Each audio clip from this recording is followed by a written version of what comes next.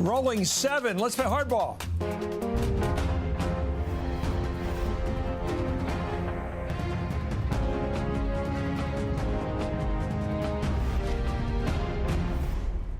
Good evening. I'm Chris Matthews in Washington. Once again, President Trump's out there defending Russia while snubbing America's closest allies. Departing today for the G7 economic summit up in Canada, the president called for Russia to rejoin the Group of Seven, the international organization comprised of the world's leading economies. He wants Russia back in. Russia used to be a member of the G7, but their invasion of Ukraine and subsequent occupation of Crimea got them ejected back in 2014. Well, today, speaking over the noise of his helicopter at the White House, Trump said that the G7 countries should allow Russia to be readmitted. Russia should be in this meeting. Why are we having a meeting without Russia being in the meeting? And I would recommend, and it's up to them, but Russia should be in the meeting. It should be a part of it. You know, whether you like it or not, and it may not be politically correct, but we have a world to run. And in the G7, which used to be the G8, they threw Russia out. They should let Russia come back in, because we should have Russia at the negotiating table. We got a world to run. NBC News reports that the president's comments on Russia were not planned and caught some White House officials off guard. At the same time that Trump seems to be advancing Russia's interests, his tough talk on trade is alienating America's usual allies at the G7. Yesterday, Trump publicly lashed out at Canadian Prime Minister Justin Trudeau and French President Emmanuel Macron, saying, please tell Prime Minister Trudeau and President Macron that they are charging the U.S. massive tariffs and create non-monetary barriers. And when it comes to the UK's Prime Minister, Theresa May, quote, the Telegraph's reporting that Trump will not hold formal talks with her.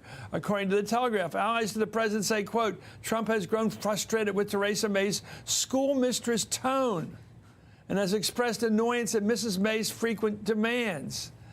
And now an advisor to Trudeau told the New Yorker magazine the goal of the G7 summit has become to get allies together to try to contain the amount of damage Trump is doing. Well, President Trump's also expected to cut short his time at the G7 summit to travel to Singapore in advance of his meeting with North Korea's Kim Jong-un next week. For more, I'm joined by USA Today Washington Bureau Susan Page, Mother Jones Washington Bureau Chief and MSNBC contributor David Korn, and Weekly Standard contributor editor and MSNBC contributor Charlie Sykes. Well, okay, Susan, this is a cartoon. I mean, he's always been accused of being in cahoots with Russia. Now he's in cahoots with Russia. He's out there acting like Moscow's guy in Quebec this weekend. And bring Russia back in without addressing any of the things that got Russia kicked out. Grabbing Crimea. G7. That's right. Wasn't that part of the Republican platform as adjusted by the Trump people? Yeah, that was then. That was oh, okay, all right. But this is pretty remarkable, because what he's going to now is basically a G6 summit plus the United States. And since they started holding these in 1975, we have never had a situation where we are so at odds with our traditional allies. Well, look at this. French President Macron responded to Trump's trade threats yesterday, saying that the U.S. is now also at risk of being kicked out of G7. Quote, the American president may not mind being isolated, but neither do we mind signing a G6-country agreement if need be. As Democratic Senator Chris Murphy of Connecticut said today, this is exactly the kind of chaos and instability that Vladimir Putin was hoping for when he intervened in the 2016 election to help Donald Trump. Let's watch Chris Murphy. Listen, you can now see why the president, why the Russian government cared so much about getting Donald Trump elected. I think that Putin is getting exactly what he wanted. He has paid no substantial price for interfering in our election. He has not moved 1 inch inside Crimea or Ukraine, and he is now being let back into the club. And so the message coming from last week and this week seems to be that if you're a friend of the United States, you get treated really shabbily. If you're an enemy of the United States, you get top-class treatment. This is weird. It's like we hear that the Republican members of the Congress are afraid to challenge Trump. Yeah. Trump's afraid to challenge Russia. He's always backing away. He's like, he acts like Trump. No, he acts like Vice President Pence acts towards him, towards Russia. I don't think he's afraid. I don't think he cares that Russia attacked the United States in 2016. We say meddled, intervened. It was an information warfare attack. And he doesn't give a darn about maintaining relationships or, more importantly, values with our allies. It seems to me that he wants not a G7, but really a G2. Him and Putin. He wants. He's got a jihad right now. But it's him. Use another unfortunate phrase. But he has this affinity, this psychological affinity for Putin, to talk about him joining the G7, putting aside Crimea after what he did to the United States, a basic fact that he has not recognized or talked about in public. And there are a lot of ways you can run the world without letting Putin in the door and giving him a seat at the table to reward his bad behavior in Ukraine, at the United States, in Syria, and elsewhere. And he is just outright oblivious to that. I think he really wants it to be he and Putin rule the world together. That's not fear. It's a dark bromance. Charlie, back in the first Gulf War, I have to give credit to certainly Jimmy Baker, the U.S. Secretary of State, and the first George Bush president, because they're able to put together a world coalition. The Chinese, the checkbook powers, so-called, even Japan and the Germans, they paid for the money to pay for the war. They got the Arab League. They got everybody on our side. This guy, President Trump, seems to want to only go into the fight with his fists out there and nobody else on his side in to fight. He doesn't want any allies as we go to Singapore. And we're going to need them to enforce sanctions. Any sanctions we nail against the North Koreans are going to have to be backed up by the world, or else they're useless. Why doesn't he want allies going to Singapore? He's making enemies. Well, several things jump out at me. First of all, a reminder what a lousy negotiator Donald Trump is, despite the image. The fact that he would give up something this valuable to Vladimir Putin and getting nothing in return, that he would give it to him for free. The second thing that strikes me is just the hubris of all of this, with all of the questions about his ties to Vladimir Putin, all of the questions about whether he's beholden to Russia, the fact that he would sort of go out there and say, you know what, I don't care what anybody says, I'm going to destabilize this alliance. I'm going to alienate our closest friends, and I'm going to appease Vladimir Putin on the world stage. Think about that. That here's a guy who's acting like he's bulletproof. That he does not need any allies. He doesn't need any of that coalition to do what he wants to do. It really is, even by Trumpian standards, an extraordinary moment. This is what they said of John Foster Dulles under Eisenhower. He was the bull that carried the China shop around with him. Anyway, this isn't the first time Trump has supported Russia's occupation of Crimea. Back in 2016, not a million years ago, Trump denied having any involvement in changing the Republican platform to reflect a softer position toward Russia on Ukraine. However, he still defended the platform change, saying that the people of Crimea preferred to be part of Russia. Why did you soften the GOP platform on Ukraine? I wasn't involved in that. The people of Crimea, from what I've heard, would rather be with Russia than where they were. And you have to look at that also. Well, that same summer, Trump also said he'd consider recognizing Crimea as part of Russia. Susan, I don't know, returning to the scene of the crime, I'm trying to find out why he keeps going back to this love with Russia. And by the way, I was watching the pictures there. I know this is superficial, but I'm watching what's got to be the prettiest G7 in history. The part of Canada overlooking the St. Lawrence, I guess, was extraordinary today. Everybody looked like they were great. Everybody looked like they're part of a happy party getting together, a coalition of the world, the Japanese, everybody there. And we're the odd guy out. We're the bull in the China shop. But, in a way, this is quite consistent with, I think, President Trump's view of the world from the start, which does not respect traditional alliances the way previous presidents has a kind of America first, America alone quality, doesn't want free trade in the same way previous presidents have wanted. So in a way, is this a psychological condition? Well, I don't know how to explain his attitude toward Russia. I think that is inexplicable. But I think his attitude toward America is a kind of fortress America. I think that is his view of the world. Well, look at these guys. Look at these guys getting together. Look at this guys.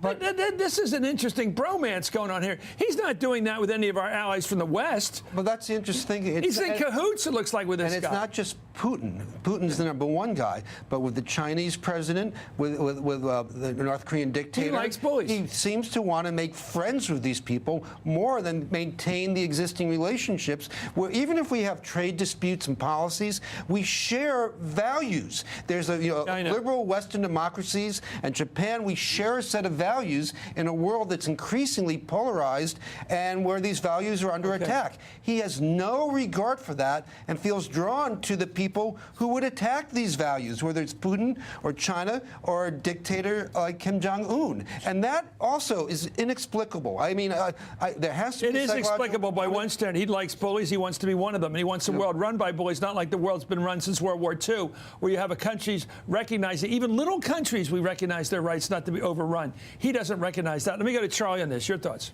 Yeah.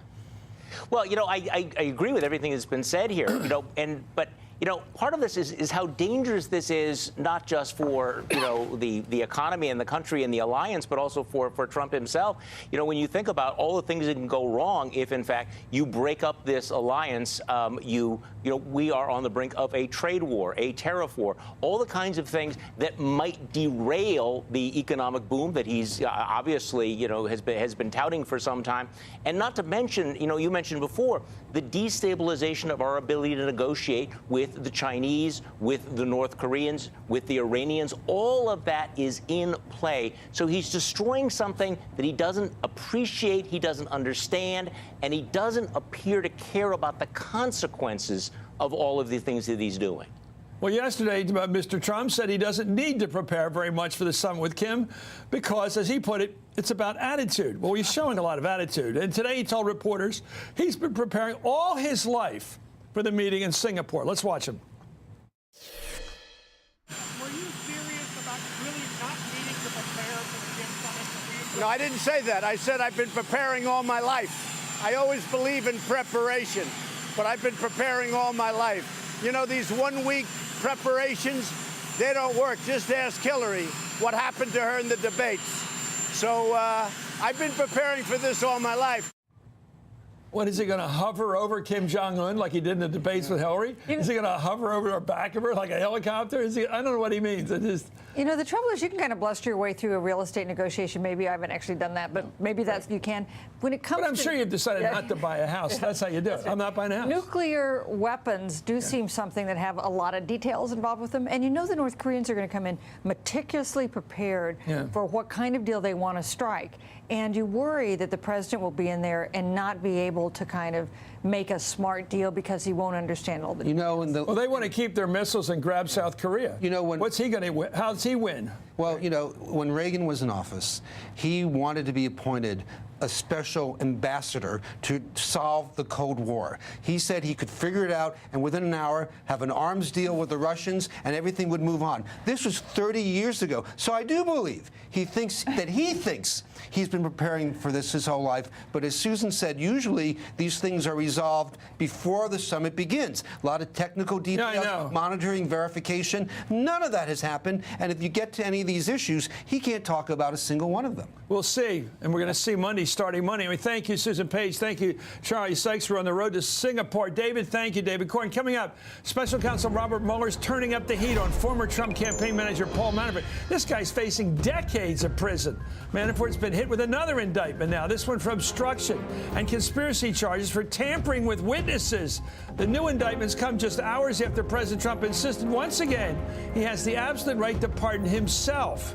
We'll get to that next. Plus, Mitt Romney makes a bold prediction. Romney says Trump will win re-election in 2020. Well, he'll win in Utah. And after years of mocking the guy, Trump now says Romney's a straight shooter. And that's what it takes for being his friend. Anyway, the Hardball Roundtable is here to make sense of Trump's obsession with helping Russia. The latest trouble for Scott Pruitt. And what might be a big gift for Democrats this November over the issue of Obamacare. Finally, let me finish tonight with Trump. Watch, you won't like this one. This is Hardball, where the action is.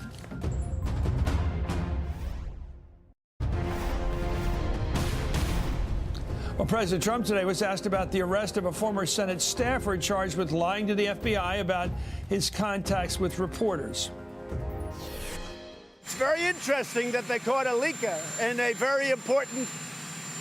very important leaker. So it's very interesting. So I'm a very big believer in freedom of the press, but I'm also a believer that you cannot leak classified information.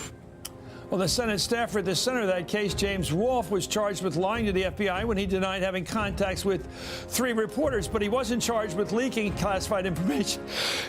Excuse me. The prosecutors in that case also secretly seized a year's worth of phone and email records belonging to a New York Times reporter. We'll be right back.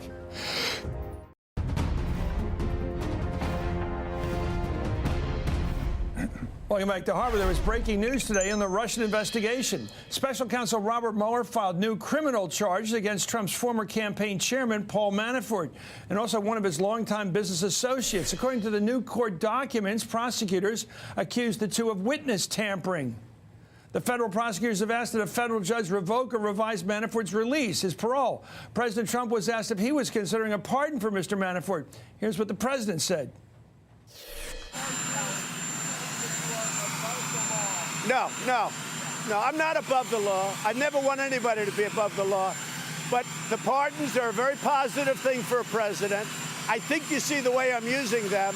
And yes, I do have an absolute right to pardon myself, but I'll never have to do it because I didn't do anything wrong. And everybody knows it. There's been no collusion. There's been no obstruction. And here's what he said about Manafort. I haven't even thought about it. I haven't thought about any of it. It certainly is far too early to be thinking about that. They haven't been convicted of anything. There's nothing to pardon. Well, why would he be talking about pardoning himself then? Anyway, Ruth Marcus, deputy editorial page editor of the Washington Post and an MSNBC contributor, and Paul Butler, former federal prosecutor and MSNBC analyst. Let's start with the law here for a second. Have you adjudicated the issue of pardoning yourself yet? Where are you on that one, Paul? I would love to. I'll pardon you for obstruction and you for collusion. Thank you no collusion. No Just collusion. to let you know. That's right. So the president has extraordinary power, pardon authority. It comes from the divine right of kings, which is why Trump loves it so much. I don't think he could pardon himself. Again, it's not an issue that the Supreme Court has ever considered. If you look at the structure of the Constitution, it's all about no one being above the law.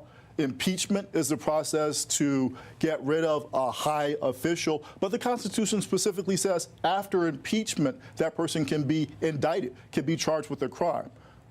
So he therefore, pardoning yourself would be a relevant thing to a president who wants to avoid being convicted after he leaves office. Well, by implication, you shouldn't be able to pardon yourself if you could be subject to criminal prosecution after you leave office. Exactly, because then anybody who was impeached would just, okay, I'll pardon myself. And by the way, you could commit any crime you'd wish, including someone technically on Fifth Avenue. Right, and why wouldn't every president just pardon him or herself, like on day one in office, executive order, I pardon myself Of for anything I do while I'm here. Yeah. And it's like giving yourself a Nobel Peace Prize coming in the door. If he could do that too, that part's not in the Constitution. Let's talk about Manafort. I am stunned by his stoic nature. We watch him doing these walks back and forth to the courthouse over and over again, each time carrying a heavier burden of a potential sanction, of imprisonment. These things seem to, what is it adding up to? 30 or 40 years this guy's facing? And his choice, do I trust Trump for a pardon? Do I trust Special Counsel Mueller if he'll give me a break?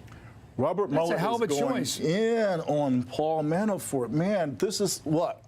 Money laundering, conspiracy to defraud the United States, failure to register, and now obstruction of justice. Even just with the failure to register, we see how aggressive Mueller is being. Only 7 people have been charged with that crime in the last 40 years.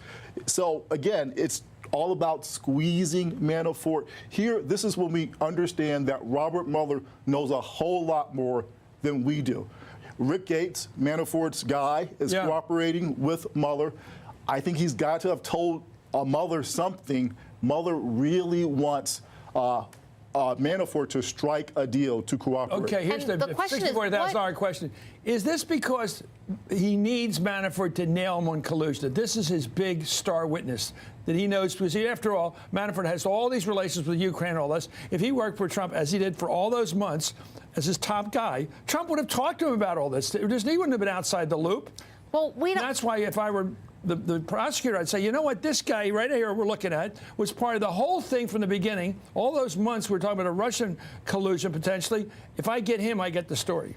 Maybe. We don't know yet what Manafort has. We do know that he is taking what was a very bad hand because there's a lot of very easily proven money crimes. You know, you've got to file the bank statements, things like that. He's taken that very weak hand, or a good hand for Mueller, and made it that much worse with these witness tampering allegations. Well, wouldn't you be Manafort in common sense say, I wouldn't be in any of this trouble now. The government would have not come after me for all that I've done in the past if I hadn't hooked up with Trump. Yeah. I'm going to unhook myself with Trump. Dude is 70 years old. Many of these are 20-year felonies.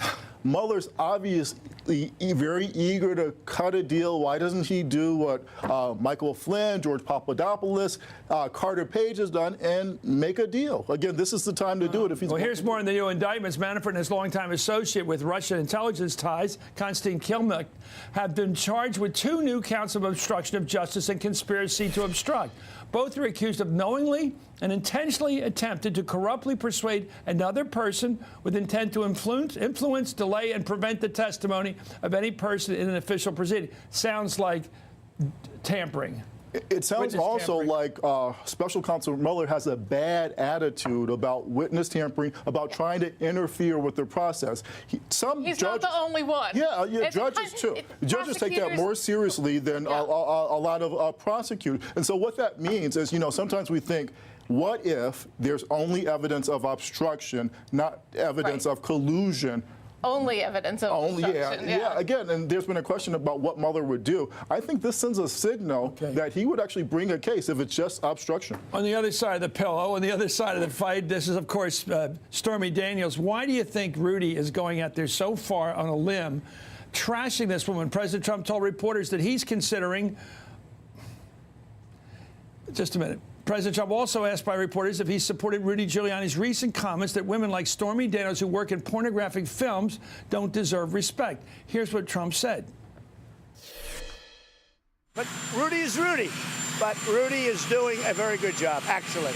Doing a very good. Is being a porn star respectable work? He said it's not. He said what? He said that being a porn star is not respectable work. I'm not going to disagree with him on that. Well, in other words, a porn star is not to be believed. Anyway, how about a president? Anyway, according to the New York Times, the president has frequently instructed his lawyer on what to say about topics related to Miss Clifford, and the special counsel investigation. Recently, Rudy's comments have earned rebukes from both the First Lady and the Secretary of State. It should also be noted that President Trump has made brief cameos in 3 Playboy movies. Not that that's the most relevant thing in the world. It should also be noted that whether or not President Trump had an affair with Stormy Daniels or had a sexual encounter with Stormy Daniels, we certainly saw him in a very happy picture with Stormy Daniels. Does anybody on the planet not believe her? Everybody believes her. I'm told by Rudy Giuliani that the First Lady doesn't believe her. Yeah, but we don't believe it because her First Lady's press secretary said he's never talked to her about such a thing. But this notion that the president... Okay, why is Rudy doing this? Paul, why is Rudy doing this? Making up conversations he had with the First Lady, never had with her. Why is he trashing this woman? He's getting down into the muck here. He's a TV lawyer, and in some ways, it's working. So his job is to attack the prosecutor. You don't have a defense, you go after the prosecutor. And again... He's not even representing the president in the Stormy Daniels case. By the way... It's true, but again, when you look at how a lot of folks are responding to the investigation now, they're buying this line, it's time to wrap it up, it's political. Again, ultimately, this is going to be a political decision. It's impeachment. And that's his base. If you want to keep your credibility, Mr. Mayor, stop saying things that nobody believes, that this thing didn't happen. Anyway, President Trump told reporters that he's considering granting a posthumous pardon to Muhammad Ali, who was convicted of draft evasion back in '67. Here's the president on this topic. I'm thinking about Muhammad Ali. I'm thinking about that very seriously. And some others. And some folks that have sentences that aren't fair. But I am thinking about Muhammad Ali. What will it take for you to fire? In fact, we're doing right now recommendations on, frankly, we're doing recommendations on Muhammad Ali. But here's the thing. The Supreme Court overturned that conviction against Ali back in '71. The Ali family lawyers said as much in a statement released to the press, quote, "We appreciate President Trump's sentiment, but a pardon is unnecessary." The U.S. Supreme Court overturned the conviction of Muhammad Ali in a unanimous decision back in 1971. There is no conviction from which a pardon is needed. What I would like to understand about this is not just why he's thinking about Muhammad Ali. You know why. It's popular. Well, but here's the thing.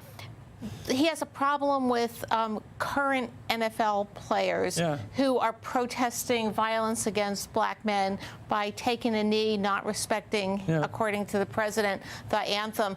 But he doesn't have. But he's considering pardoning Muhammad Ali, who didn't want to serve his country for better or for worse during the war. So, you know, put those two thoughts together. Because I don't think anybody did what you just did. I don't think he ever did this thing with your hands. I love this thing. I don't think Trump says, now let me see, am I being consistent here? I don't think he did that, Paul. I mean, if you pardon 50 people or talk about it every day, by the time you get around to pardoning Paul Manafort and Michael Cohen and Roger Stone, it won't be a big deal. But sometimes you can also do the right thing for the wrong reason. And so this pardon of Mrs. Johnson this weekend, who had this crazy long sentence for nonviolent drug crime, that was the right thing to do. It shouldn't take Kim That's what he wants, Kardashian though. to make them. See, he's setting up the standard. I do the right thing on pardons, and I'm going to keep doing when it affects my case. Yes. Anyway, thank you, Ruth Marcus, and thank you, Paul. But up next, President Trump's called Mitt Romney a failure, poor, and even mocked the way Romney walks. He says he walks like a penguin. But now that Romney's predicting Trump will win in 2020, Trump loves him. That's how it works. And that's ahead. This is Hardball, where the action is.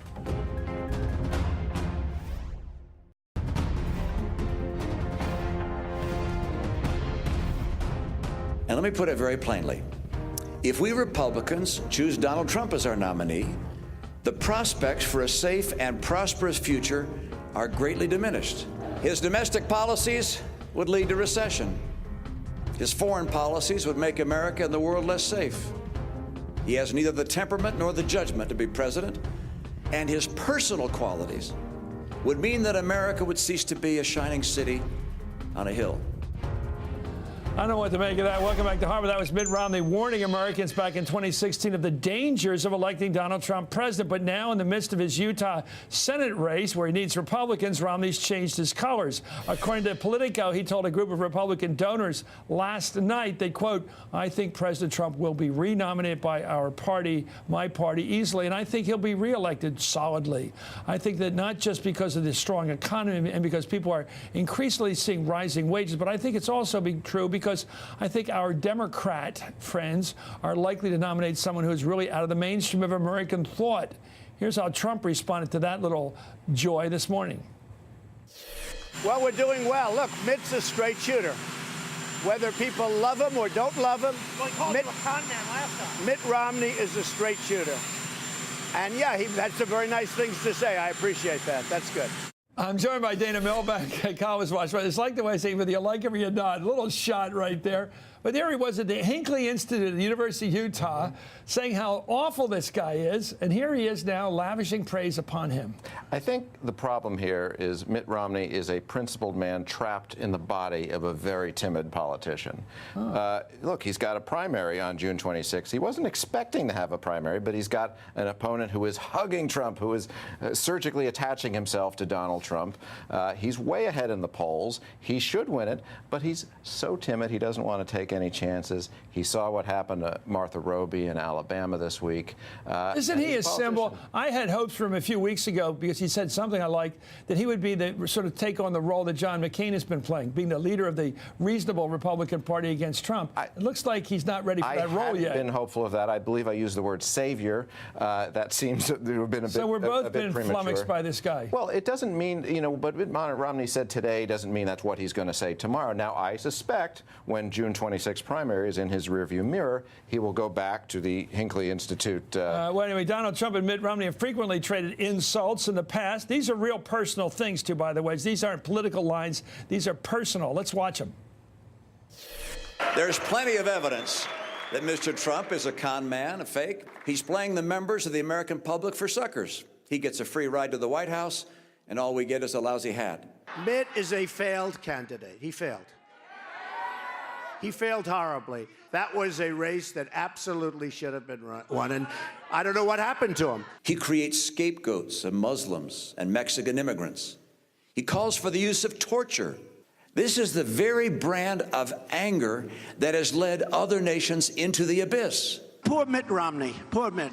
I mean, I have a store that's worth more money than he is. Donald Trump is a phony, a fraud. His promises are as worthless as a degree from Trump University. And he walks like a penguin onto the stage. You ever seen? Like a penguin.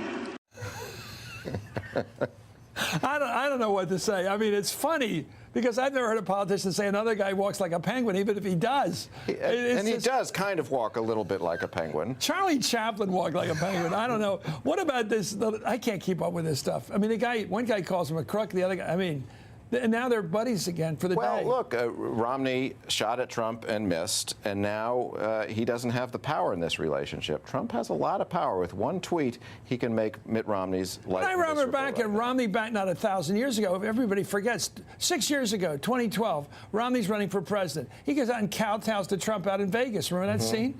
Or am I making things up? No, this is the reality of politics now with these two guys. Well, of course. I mean, Romney in the first place was sort of the original flip-flopper before the situation, but you have to understand the stranglehold Donald Trump has over Republicans right now. You're with him or you're out of there, like Bob Corker and Jeff Flake. Yeah, well, anyway, Romney has a pattern of using Trump when he needs politically. Here's Trump endorsing Romney back in 2012. I was talking about this. It's my honor, real honor, and privilege to endorse Mitt Romney. Governor Romney, go out and get him. You can do it. How can you believe in politics when you watch this crap poll? Anyway, Dana, you're the best. Dana. You don't need to be a satirist to do this. This is walking, talking satirist. Up next, the Hardball Roundtable tries to make sense of Trump's obsession with helping Moscow. Today, right now in Canada, he's Moscow's man up in Quebec. What's he owe Russia? Plus, well, that's an open question. Plus, the Trump Justice Department cracks down on Obamacare, but could that be a gift to Democrats? Apparently, Democrats and voters who want to vote this fall like Obamacare. You watch the Hardball.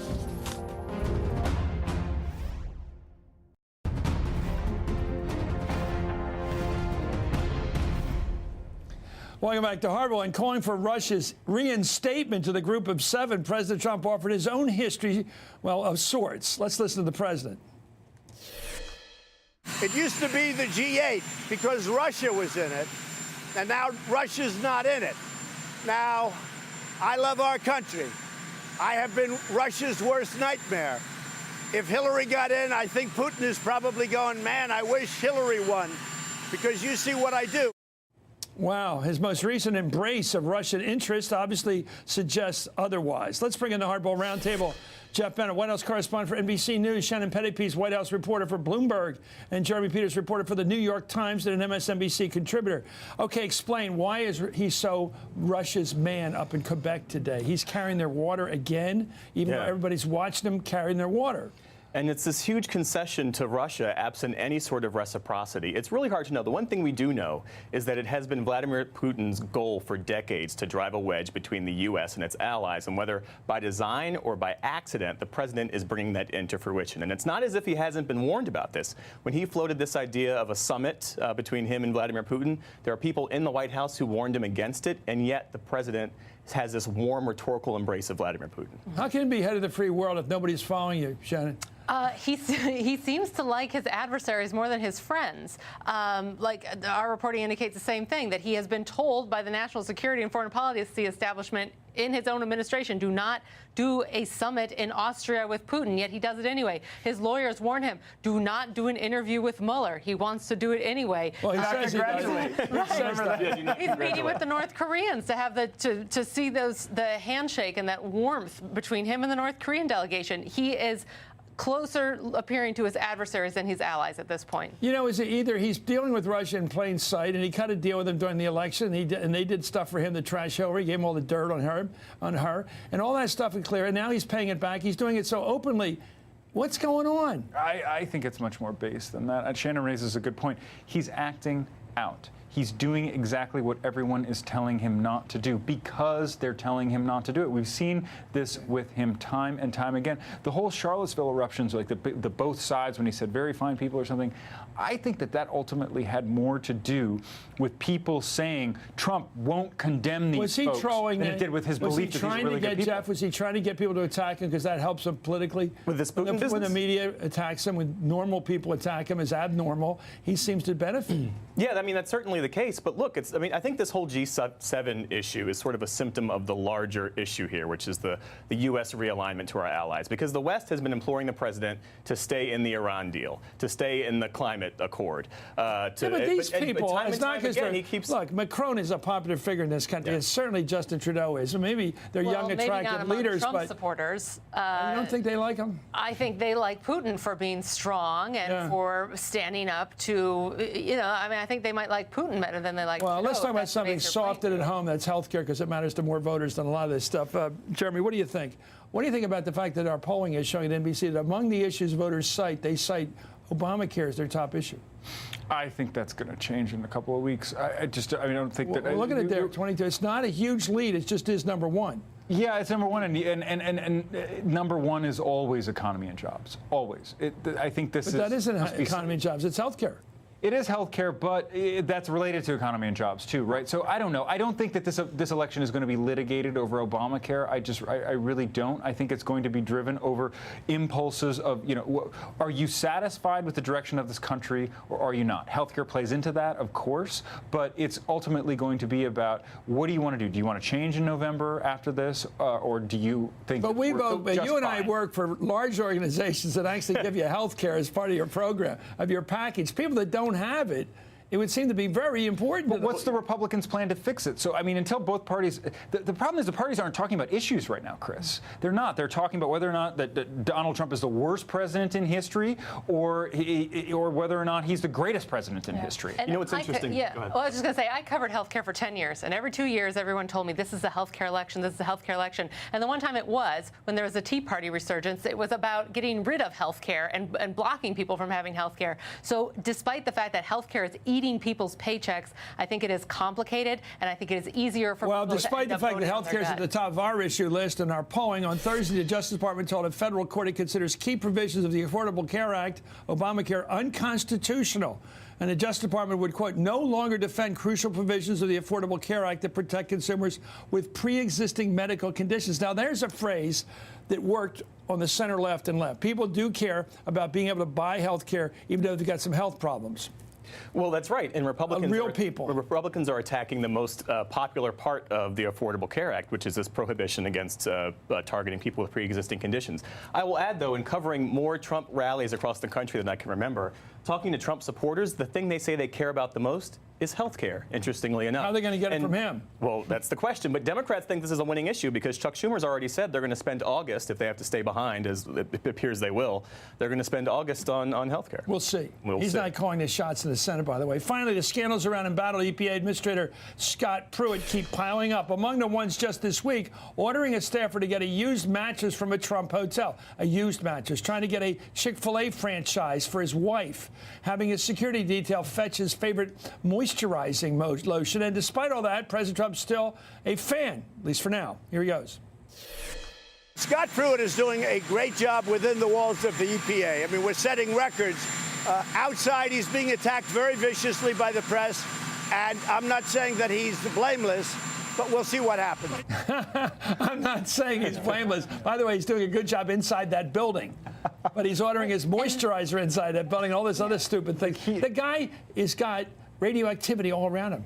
Oh, absolutely. And if this were a different situation with fewer cabinet defections and firings and exits, you would probably see Scott Pruitt gone. But what's going on here, the key words that Trump said right there were that he is being attacked by the press. That is what Trump is responding to. Trump, just like with Roy Moore in Alabama, the reason that Trump supported Roy Moore wasn't because he thought that Roy Moore would be a great senator. It's because he identified with the persecution that he believed Roy Moore was suffering. And he sees a fellow persecuted soul in Scott Pruitt. Here's the thing, though. I remember 2 months ago, White House officials would say, if there's one more controversy, that's the end of the line for Scott Pruitt. That was like 6 or 7 scandals ago. He's deregulating, and that's all they want to do. Business people you talk to care about 2 things. They want lower taxes on themselves, and they want deregulation. That's all they talk about when you get with them. The roundtable's sticking with us. The next thing coming at these 3 will tell me what I don't know. You're watching Hardball.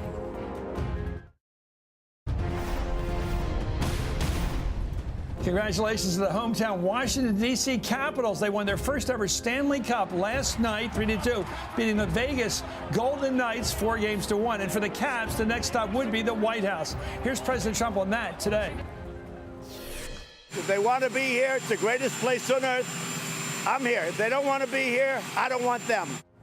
I think Trump loves the fact there's 3 Russians on the team. This week, Trump, by the way, rescinded, Trump did, his invitation to the Super Bowl champion Philadelphia Eagles to visit the White House this week after most of the team's players said they didn't want to come to the White House and meet Trump. And today, he said he's not inviting the eventual NBA champions either the Golden State Warriors or the Cleveland Cavaliers. They've said, by the way, they don't want the invitation. We'll be right back. We're back with the Hardball Roundtable. Jeff, tell me something I don't know. It's Friday. It's Friday. Well, at least 3 top flight attorneys have turned down the Trump administration requests to serve as the number 3 at the Justice Department. This person would be at the center of a firestorm if Donald Trump fires Rod Rosenstein. And I'm told that these folks just don't think it's worth the risk to their careers. And they'd be ready to play the role. That's right. I've been on Trump-Mueller interview watch for months now, it seems. I just talked to Giuliani last night. He said he is leaning pretty far against doing an interview at this point. They're preparing for a subpoena fight, so that could be our next show at the Supreme Court. So the Trump pardons that he keeps issuing and floating, today it was Muhammad Ali, there is a certain method to that, even though it seems a little bit crazy.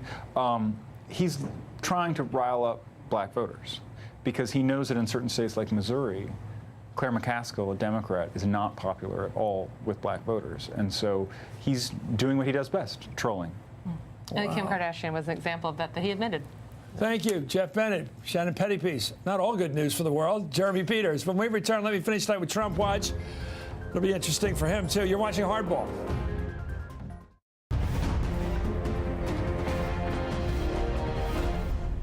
Trump Watch, Friday, June 8th, 2018. I wish our president Godspeed on his way to Singapore, along with a warning. North Korea does not want what we want. They want South Korea, have wanted it since they invaded and nearly overrun that country in June of 1950.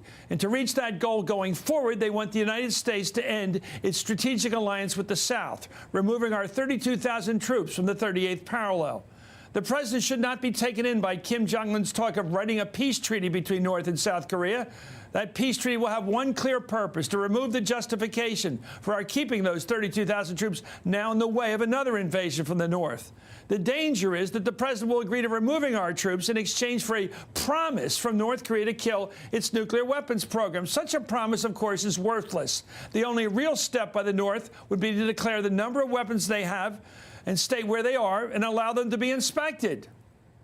President Reagan said, trust but verify. Without verification, there is no reason to believe a word Kim Jong-un says. A final warning. We need to be specific about what we, the United States, agree to do. If we agree to denuclearize the entire Korean peninsula, we need to specify that does not mean removing our troops, that it does not mean ending our strategic alliance with South Korea. We removed our nuclear weapons from South Korea under the first President Bush. It's time for Kim Jong-un to do the same with his nuclear weapons under President Trump. What matters is not the smiles or words of next week or the cheerfulness of the occasion. It's the reality that arises from it. Will we be safer or not? We've had Munich. We've had Yalta. Let's not let Singapore join that list. And that's Hardball for now. Thanks for being with us. Hey, it's Chris Hayes from MSNBC. You know, every day I come to the office and we make a television show. And every day I think to myself, there's so much more I want to talk about. And so this is our podcast. It's called Why Is This Happening? And the whole idea behind it is to get to the root of the things that we see play out every day. They're driven by big ideas. Each week, I sit down with a person uniquely suited to explain why this is happening. New episodes of Why Is This Happening? Every Tuesday. Listen for free wherever you get your podcasts.